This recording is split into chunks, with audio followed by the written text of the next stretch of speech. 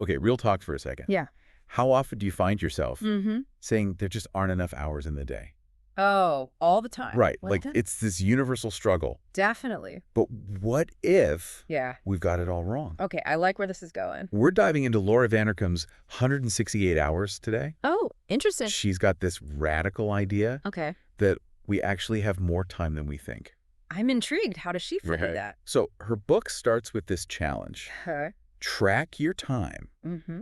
meticulously Really? Like down to the minute. for a whole week, A whole week. every single hour. Wow. I have to admit, Yeah. when I first heard that, I was like, come on, really? Right. Do I really have to do that? I kind of know where my time goes. Yeah, you think you do. But Vanderkam's argument is that this is like Yeah. the foundation of this whole 168-hour concept. I see. I see. So why is that so crucial?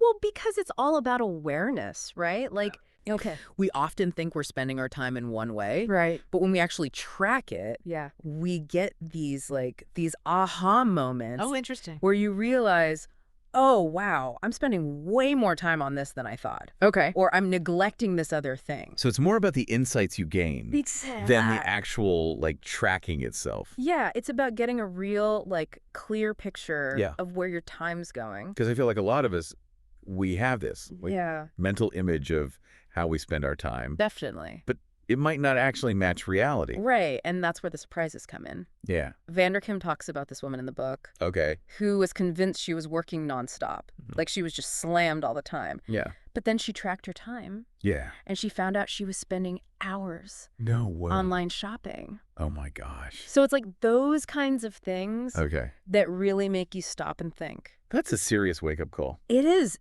All right, so let's say we've done that. Yeah. We've faced the truth. We've tracked our By our time. time habits. We've had our little reality check. What's next? Okay, so this is where Vanderkam gets into some really cool concepts. Okay. She talks about core competencies Okay. and top life priorities. Those sound important. They are. Break those down for us. Okay, so think of your core competencies Mhm. as your superpowers. Okay. It's the things you're naturally good at, Yeah. but also the things that you love doing. Okay. It's where your talent meets your passion. I like that. That makes sense. Right.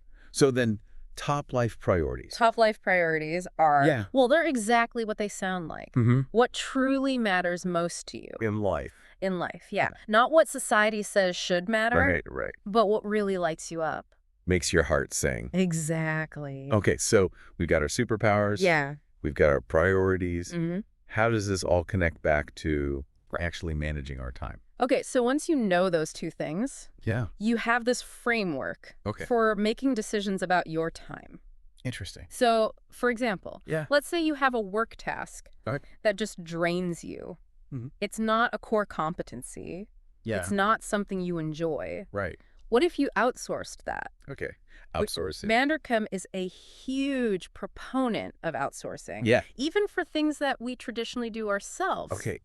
Yeah. I think a lot of people feel hesitant to outsource. I get that. It feels like, I don't know, Yeah. like admitting defeat or something. Like you should be able to handle it all. Yeah, like I should be able to do this. Yeah, I totally understand that. Why is that a mistake?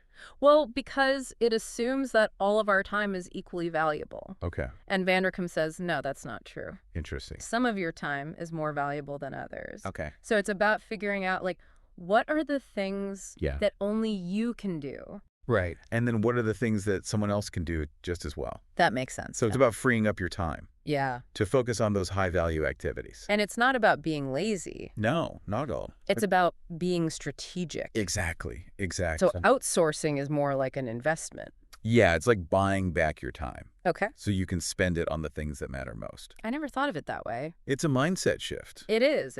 And speaking of mindset shifts, Okay. let's talk about work-life balance. Oh, that's a big one. It is. Vanderkam has a pretty unique take on this, right? She does. She really does. So, what's her take on it? She says, Yeah. forget this idea of a 50-50 split Okay. between work and life. Like the traditional idea of work-life balance. Yeah. That's just not realistic for most people. Right. Instead, Yeah. she says, true work-life balance is about aligning your time Okay. with your values Yeah. and your priorities. So it's more personalized. Exactly. It's not a one-size-fits-all thing. Yeah. It's about creating a life Mm-hmm. that works for you. Not trying to fit into some mold. Exactly. Yeah. And the book is full of tips on how to actually do this. Like what kind of things? So, like, flexible scheduling, Okay. working smarter, not harder, setting boundaries. Setting boundaries, that's a big one. It is. It's about having those clear lines Yeah. between work time and personal time. Exactly. You know, one of the things I really liked in the book Yeah. was the story of that woman Oh, yeah. who left her corporate job to open a bakery Yeah. because it was more aligned with her values. It's such a great example, right? Yeah, it's so inspiring. Of how this can actually work in real life. Yeah, it's not just theory. Exactly. It's Exactly. like people are actually doing this. Yeah. And it ties into another really important point. Okay. Self-care. Oh, self-care. Self-care. We all need more of that. We do. But we always feel so guilty. Right? Oh, yeah. Like it's selfish or something. They're like, I should be working. Right. I should be doing this other thing. I'm too busy. Yeah, I'm too busy. It's my favorite excuse. I know, right? But Vanderkam says Yeah. self-care is an investment. Okay. It's not a luxury.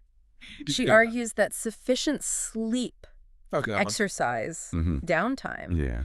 actually make us more productive. So it's like we're actually Yeah, recharging our batteries exactly. so we can be more effective. Yeah, it's not about being lazy. Right, right. It's about taking care of yourself. So you can show up as your best self. Exactly.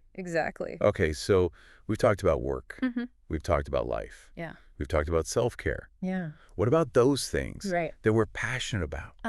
Passion. The hobbies, the side projects. I'm so glad you brought that up. Vanderkam says we all have time for them. Right. She does.